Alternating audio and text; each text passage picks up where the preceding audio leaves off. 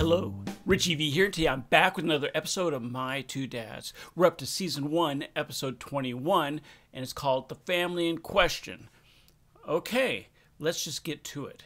Dear Editor, we read with alarm Carlton Crow's article about Judge Margaret Wilbur's nomination to head the city's Family Services Commission. He claims she's not qualified for the position because she put a family together that has two fathers and no mother. He claims that that is no family at all. Well, they're my two fathers, and we're a great family, and she was right to do it. So if you're any kind of a newspaper, you'll take it all back. Yours truly, Nicole Bradford. Anybody read Carlton Crow's column today? Apparently the mayor's getting cold feet and maybe thinking about withdrawing your nomination. Let me see that. I better get my letter in quick. What's the address of that paper? I'll save you the stamp. You can give it to me now. Yes, it is I, Carlton Crow, guy with a column and no brains. Hey, where the hell do you get off writing a bunch of lies about anybody in this family being unstable? Easy, Spike. Come on, let's go play with your rubber mouse. Michael's right, Joe. You stay out of this. I know how to handle the press.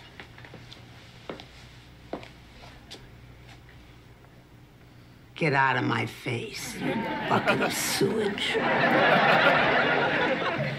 Have we vented sufficiently? Good. Now to business. Judge Wilbur, will you be withdrawing your name and making the mayor a happy chappy? My question exactly. Oh, look.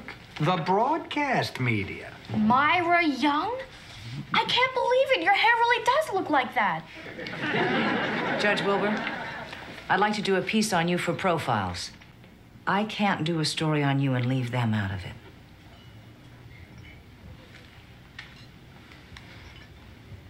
Forget it. I won't have them dragged into this. Judge, we're already in it. He attacks you, he attacks us. We want you, sucker. How about it, Judge? You're on, bub. Okay, I think we're seeing the central conflict of this episode. And boy, this got serious. Some serious stuff going on here. I like it. I think it's good that these issues come up. Welcome to Profiles.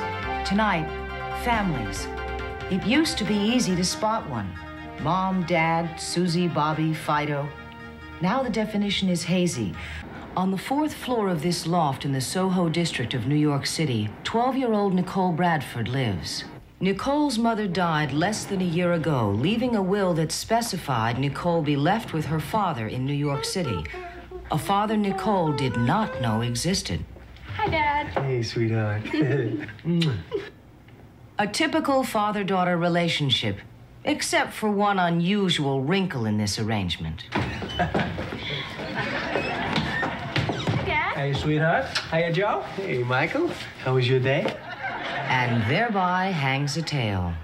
Michael and Joey were best friends their whole lives until they met Nicole's mother. They both fell in love with her, and they fought over it. She didn't want to be the cause of ending a lifelong friendship, so she left. But the damage was already done. They didn't speak to each other again until I called him in to read the will. A little child. Now, if you don't want her, I'll take her, okay? I'll take Nicole. I'll take Nicole. Wait, want some fries with that? And you allowed this?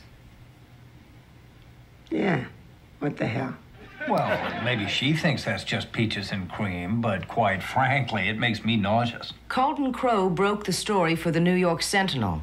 He's covered City Hall for the last 2 years. Here's a woman who is appointed to uphold the sanctity of the American family, and she's handing out 12-year-olds to bachelors. I mean... The paper is firmly behind Carlton. I mean, we're not making this up. I mean, Carlton did his homework, right? So has this judge created a family unit or thrown together a questionable arrangement, as the Sentinel maintains? We decided to get to know the family in question and see for ourselves. I was scared of New York at first. You know, I didn't know anybody, and I miss my mother. I'm her best friend. Oh, this is Nina. Tell us a little about your two dads. Well, Michael's a really great guy, and he works uptown, and he helps me with my homework, and he always knows where my shoes are. And Joey is like this brilliant artist, and he works out of the loft that we live in. Now this piece, I call it America. Eh? It's furniture. Well, you could sit on it. Well, why don't you build a regular chair? I don't know how. Excuse me. He is never married, preferring the freewheeling single life. Veronica. Look, Veronica, look. I can't talk now, okay? I'm on television. What? Hey, Veronica, look, I can't even think about that on television, all right? So how has Nicole changed your life? And the kind of women that I've been interested in lately are, women that I'd consider for Nicole's mother. Except Veronica. And what's it like living with Michael? Michael and I are, we're Very, very, very different people. So, excuse me. Bernice, I asked you to hold my calls like a TV camera. Oh. Okay. I have to take this. It's Finland. Hang on, it's a terrific story. How exactly does Judge Wilbur fit into this family? Well, the judge says that we're the parents, and that she's going to stay out of it. But when you need her, she's there saying that she's going to stay out of it. And once she's done staying out of it, the problem's usually fixed. She's a smart lady. She's a kind lady. She's a scary lady. For some reason, they live in fear of me. I encourage that. You don't seem worried by the Sentinel's attack. How long can they write about me? I'm not that interesting a person. The New York Sentinel itself filed a petition challenging the order of Judge Margaret Wilbur that awarded custody of Nicole Bradford to Michael Taylor and Joseph Harris. Quite frankly, this is no longer just an issue of Wilbur's faulty judgment. In fact, this paper feels a civic duty to rescue this child from her environment. Well, it got even more serious. So at the beginning, I said, well, this is serious. Well, now it's more serious. Whew, I hope they keep Nicole. I'm assuming since there's more seasons. Hey, they're having auditions for the school play tomorrow, and Nina and Rachel are going out for the play, so I thought I would too. Hey, that's great, sweetheart. That is great. You gonna eat that? I'm gonna eat this.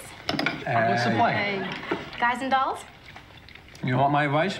You can take it or leave it, but of the two, I see you as a doll. You do, huh?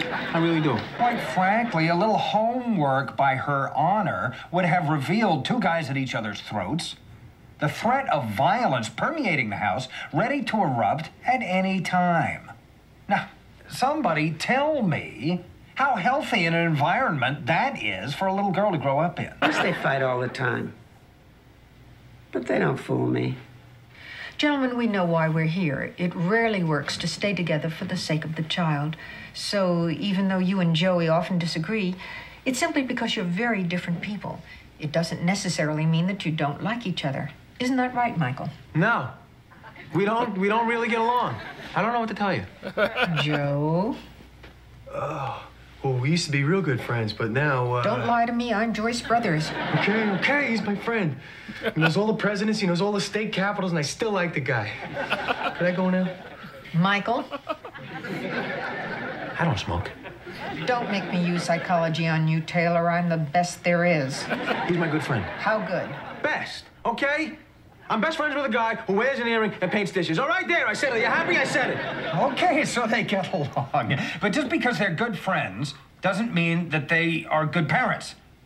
Now, I've done a little digging. They let Nicole date. Now, who knows what kind of creeps they're letting her go out with. Could you get that? I'm not ready yet. Hey, did you tell Corey about the cameras? No? Hey, Mr. Taylor, hey, Mr. Harris.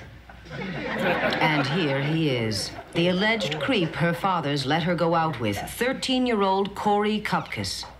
Is he Nicole's boyfriend? Well, as Nicole puts it, he's a boy and he's a friend. Come on, sit down. Here you go. So, where you going tonight? Oh, we're going to the movie across the street. You're back by 8:30, right? They're not coming with us, are they? I'm ready. No! What? Skirt, too short. Change. Dad, this is the style. Myra, isn't this the style? Change. Hey, you looking at my daughter's legs? I would never. Carlton Crow maintains that Nicole is in an unsafe environment because Michael and Joey are inexperienced as parents. Well, we're all inexperienced with our first child.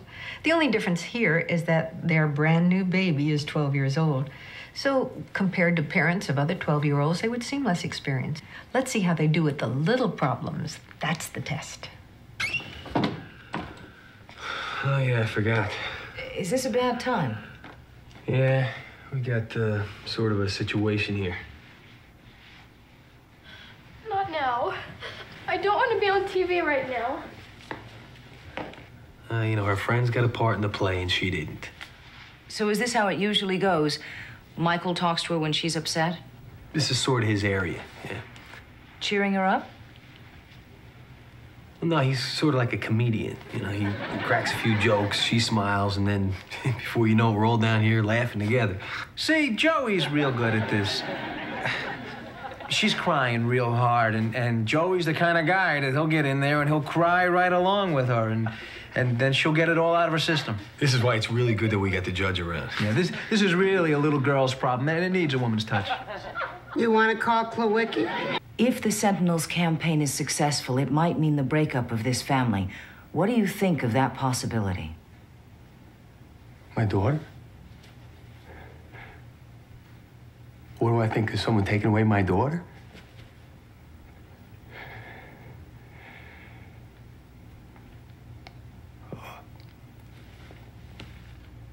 I'll tell you what I think.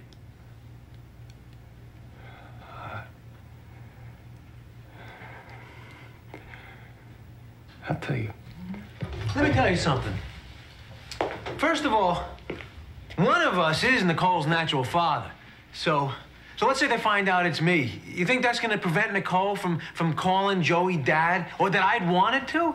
Or if they find out he's the father and they move to Alaska, you think anything would stop me from moving into the igloo next door? Right? Right. Our feeling is that a foster home will be the optimum situation for Nicole. And that's your primary concern, what's best for Nicole. Since the beginning, quite frankly.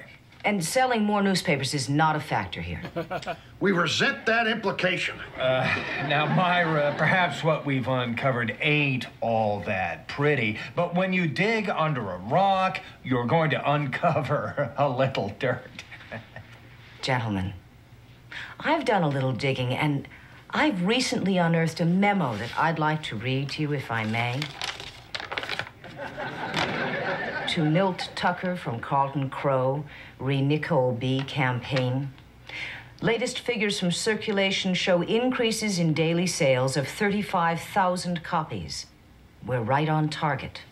I estimate a lawsuit could bring an additional 50,000 sales. Is it a go? I never received that memo. What? You're fired. No, I'm not.